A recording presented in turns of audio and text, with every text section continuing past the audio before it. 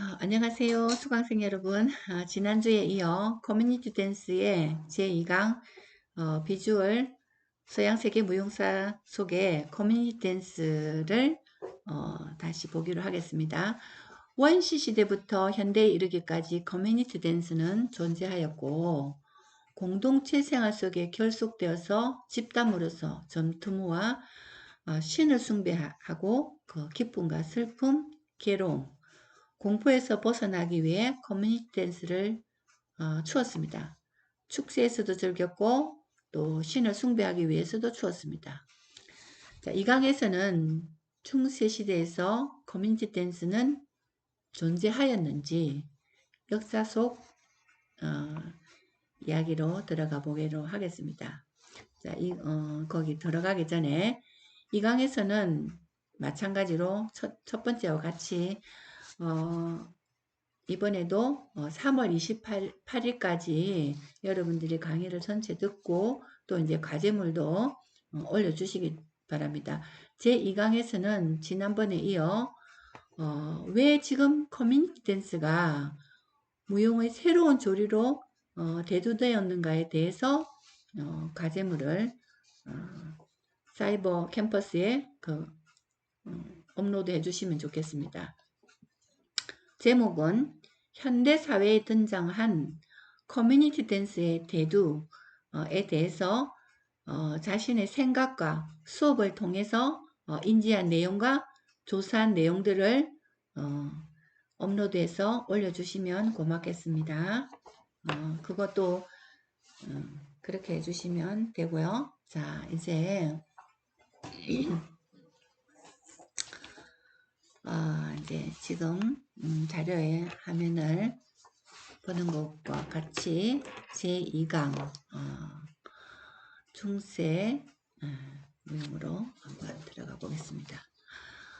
로마가 멸망하고 기독교의 시대가 됩니다. 기독교는 근본적으로 우상과 무용을 혐오하는 종교입니다. 춤의 태폐성과 감각적인 춤에 못마땅해 하던 교회는 무용의 금지를 촉구합니다. 무용의 금지는 한두 번에 걸쳐 이루어진 일이 아니라 중세 거의 1000년 내내 계속됩니다. 중세 1000여 년간 내내 교회는 무용을 금지시키려고 한다고 주장했지만 사실 성과는 미미했습니다. 무용을 금지시켜야 한다고 계속 주장하지만 그 성과가 그렇게 있지 않았던 것은 그 인간의 욕망과 본능적인 그 몸의 욕구를 직접적으로 배출하는 무용을 제재하기란 생각만큼 쉽지 않았던 것입니다. 그래서 이제 춤을 금지시키기 어려운 현실적인 이유가 있었는데 교회는 또 춤을 추어 죄를 짓는 것에 대한 춤 면죄부를 팔아가지고 상당한 수입을 이제 얻었는데 춤을 금지시키면 교회의 수입이 줄어들 우려가 있기 때문입니다. 그래서 이제 중세 내내 도시들마다 경쟁하듯이 하나님의 성전을 짓기 위해 그 면죄부를 팔은 거죠. 그래서 이제 하나님의 성전을 두고 그 성전을 짓기 위해서 크고 화려하게 지으려고 막대한 비용이 필요했기 때문에 거기에 대한 주요 그 수입원은 면죄부에 판매했던 것입니다. 그래서 춤추는 일이 죄였으면 면죄를 팔아서 얼마나 많은 돈이 춤 때문에 들어왔겠습니까? 그래서 이제 그렇게 해서 이제 춤이 없어지기는 어려웠고 또 교회가 이제 무용을 금지시키려고 한 근본적인 이유는 육체를 혐오하는 그리스도교의 성격 때문입니다. 중세 초기에는 남녀가 그 신체를 접촉하여 적극적으로 신체를 접촉하여서 춤을 출 수가 없었습니다. 그러나 시간이 지나면서 그 춤은 점차 거칠어져 갔고 자극적으로 변화하여 갑니다. 육체를 혐오하는 교회는 육체를 혐오하는 교회에서는 정말 눈에는 정신없이 몸을 흔들어대는 그 남녀가 서로 몸으로 부딪히면서 춤추는 것에 대한 인내하기가 어려웠을 것입니다. 그래서 온갖 악행이 육체에서 비롯되는데 또 남녀가 서로 몸을 접촉하며 추는 저 춤이야말로 모든 죄악과 악행의 그 씨앗인 것입니다. 시간이 지나면서 춤의 형식과 성격이 변화한 것도 그 교회의 비난을 섰습니다. 원래 춤은 그 속성상 감각적이고 자극적인 방향으로 나아갈 수밖에 없는 활동입니다.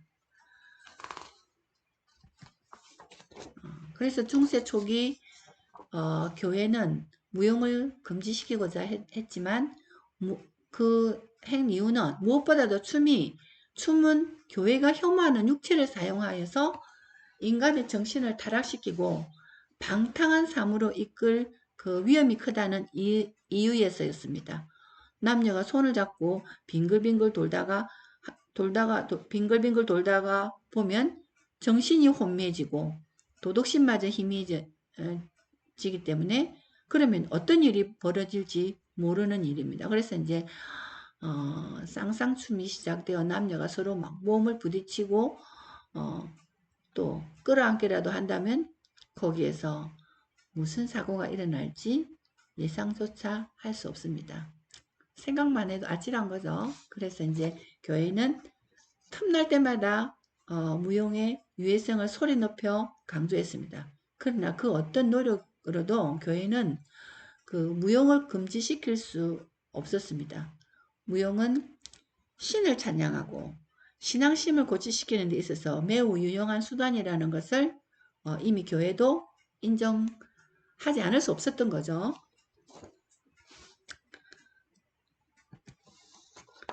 사실 하나님 나라를 선전하는데 무용만한 효과적인 도구가 없습니다. 그런 안젤리코가 그린 이제 최후의 심판 중에 그 일부는 지금 이제 여러분들에게 나가고 있는 이 화면에 천국과 지옥이라는 모습입니다. 최후의 심판날 지옥행 심판을 받은 사람들은 고통스러운 모습을 이렇게 이제 볼 수 있습니다. 그래서 이제 여러분들도 이제 이거를 천국과 지옥이라는 그 내용으로 몸으로 아니면 자기 어떻게 표현할까 하는 것도 한번 좀 상상해 보시고요. 그게 또 나중에 춤으로 나갈 수도 있어요. 여러분들 과제로 몸으로 하는 거에 대해서 나갈 수도 있으니까 한번 이제 상상해 보시기 바랍니다. 그리고는 그 최후의 심판날 지옥행 심판을 받은 사람들은 고통스러운 모습을 이렇게 이제 볼 수 있습니다.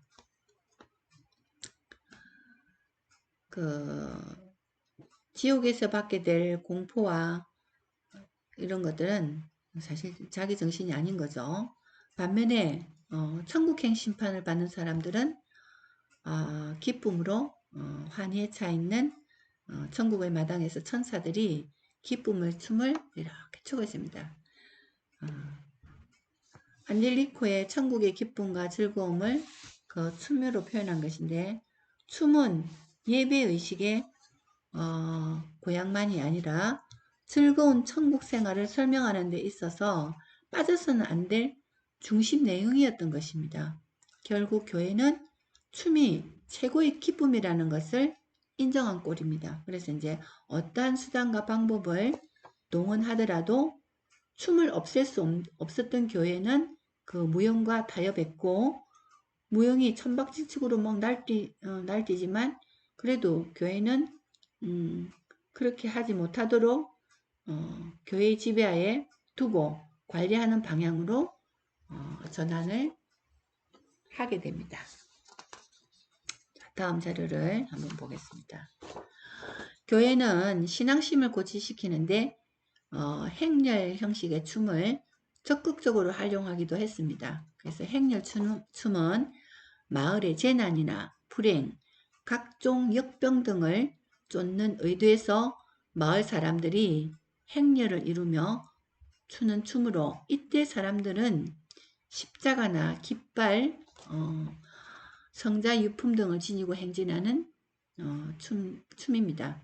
또 교회는 그 민중의 교육을 위해 성사극을 만들어 공연했는데, 성사극은 그리스도의 일생을 묘사한 연극으로 교인은 신도들에게 공연으로 성경을 알기 쉽고 감동적으로 설명하려 시도했습니다. 성경은 단순한 재현이 아니라 감동을 줄 정도로 실감나게 재현하고자 노력했습니다. 자, 여기에 보면 이제 중세의 농민들은 마을의 공터나 밭, 술집, 교회의 마당, 아무 곳에서나 춤을 추었습니다. 이렇게 그림을 보면 이렇게 이제 야외에서 그 사람들은 즐겼는데, 사람들이 마을 한복판에서 흥겹게 춤을 춥니다. 오늘은 그 마을 축제일로 마을 처녀총각이 결혼식을 하는 날입니다. 마치 오늘은 이 세상의 마지막이라도 되는 듯이 사람들이 너무나 즐겁게 춤을 춥니다. 이런 날이라도 없었다면 중세는 살아가기란 너무 제약도 많고 해서 어려웠을 것입니다.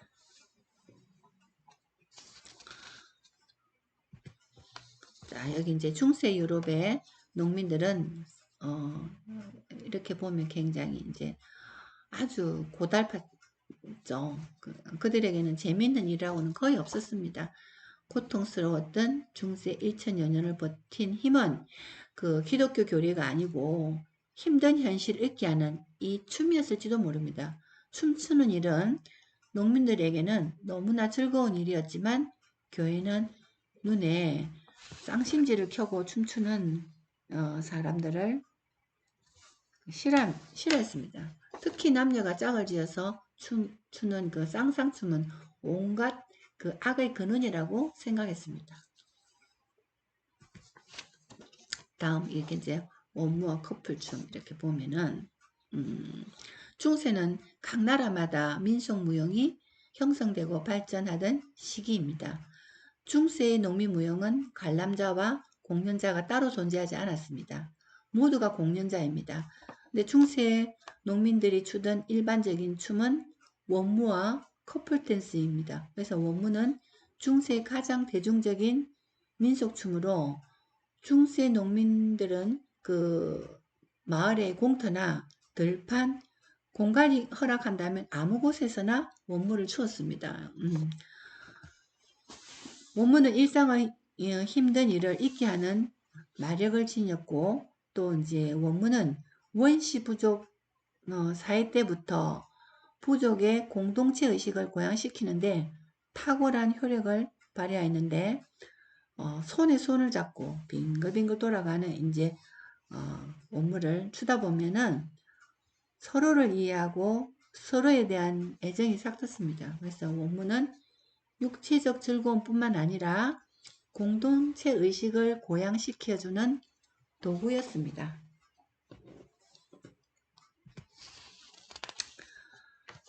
이제 이 두 사람이 이렇게 이제 커플 댄스를 추는 거죠. 그래서 이제 커플 댄스는 상대방을 두고 추는 춤으로, 처음 손을 잡고 여러 사람이 추던 원무는 점차 이제 상대방을 두고 추는 원무 댄스는 바뀌어 갑니다. 커플 댄스는 그 종교적 윤리가 강조되던 중세 초기에는 거의 출 수가 없었으나 시간이 지나면서 점차 유행하기 시작합니다. 커플 댄스라고는 하지만 중세 커플 댄스는 몸을 밀착하거나 상대방의 살과 살을 맞대는 그런 춤이 아니라 동작이 크고 격렬하게 몸을 흔드는 그러한 정도였습니다.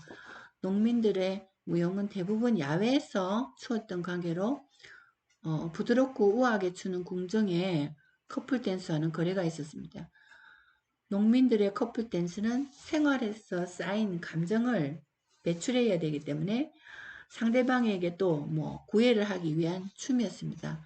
그런 이유로 자신이 지닌 육체나 힘이나 성적 매력, 그리고 매너 등을 강하게 발산해가지고 이제 상대를 잡을 필요가 있었기 때문에, 그래서 이제 농민들의 춤은 거칠고 과격하게 변화하게 갑니다. 그래서 교회 눈에는 이런 농민들의 춤들은 타락의 상징으로 보였던 것이죠. 재밌습니까? 중세 초기 귀족들은 춤을 추지 않았습니다. 이제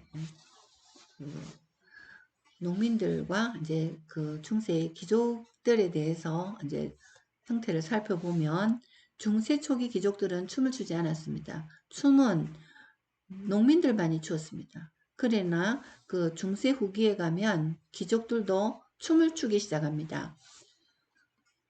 중세 초기에는 크고 작은 그 전쟁이 끊이질 않아서 춤에 신경 쓸 여유가 없었습니다. 게르만족의 후예였던 중세 귀족들은 춤추는 것에 대한 전통이 없었고 무용에 대한 별 관심이 없었습니다. 그러나 12세기 이제 전쟁이 줄고 사회가 안정되면서 상황이 달라집니다. 전쟁이 줄고 사회가 안정되자 여유 시간이 많아진 귀족과 기사들은 일상의 권태를 느끼기 시작합니다. 말만 이제 귀족과 기사였지 이들도 농민들과 마찬가지로 아주 무식했어요. 그러니까 까막눈이었습니다. 교양이라고는 하나도 없었어요. 이들은 갑자기 많아진 시간 때문에 무례함을 느끼기 시작했고 일상이 너무 지루해졌습니다. 이런 이제 지루한 시간을 메울 무언가가 필요했는데 이때 주목받은 것이 기사도 문학과 연희 그리고 무양이었습니다.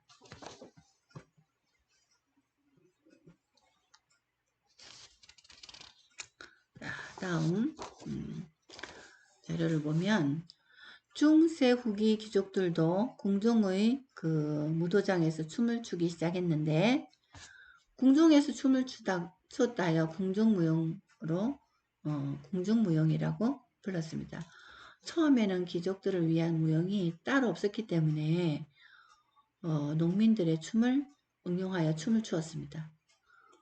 그 무용교사의 등장과 무도장의 마련이라든지 무용 테크닉을 발전시켜서 궁중무용은 급속도로 발전하기 시작합니다. 농민의 무용은 지역적인 특성이 강해 지역마다 각기 독특한 이제 민속 무용으로 전개되었던 반면에 귀족들은 그 궁중무용 귀족들의 그 궁중무용은 프랑스나 이탈리아, 스페인 등 어느 궁정에서 모두 같았습니다. 귀족들은 궁중무용을 통해서 자신들의 신분과 특권의식을 공유해 나갔습니다. 일단 귀족들은 무용에 빠져들자 무용 없이는 축제도 결혼식도 기사 서임식도 없었습니다. 그 중세 농민들은 춤 없이는 하루도 살 수 없었다고 외쳤는데 이제 귀족들도 춤 없는 삶이란 생각조차 할 수 없게 되었습니다. 네. 다음 중세 이전까지 귀족들의 춤은 따로 없었는데 이렇게 이제 귀족들의 춤이 따로 없었던 관계로 초기의 궁중무용은 농민의 춤을 모방하여서 응용해야 했습니다. 그러나 귀족들은 하찮은 농민들과 같은 춤을 출 수 없었기 때문에 귀족들의 춤은 농민들과의 춤과는 좀 그 기본 목적부터가 달랐고 춤추는 장소나 의상 이러한 모든 조건이 완전히 달랐습니다.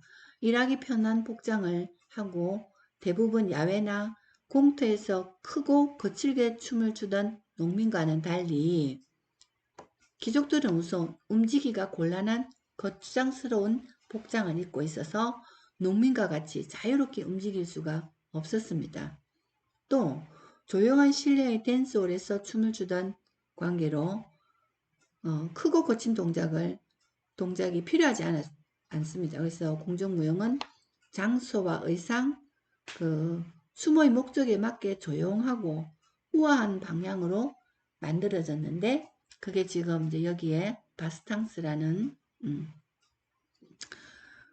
그 자료에 있는 바스탕스 춤에 대한 자료입니다. 그래서 이제 바스탕스는 그 농민 무용이 궁중에 알맞게 세련되고 고상한 형식으로 개조된 그 새로운 무용이었습니다. 그래서 이제 지금 보는 자료와 같이 이해하시면 되겠습니다. 자, 그래서 이제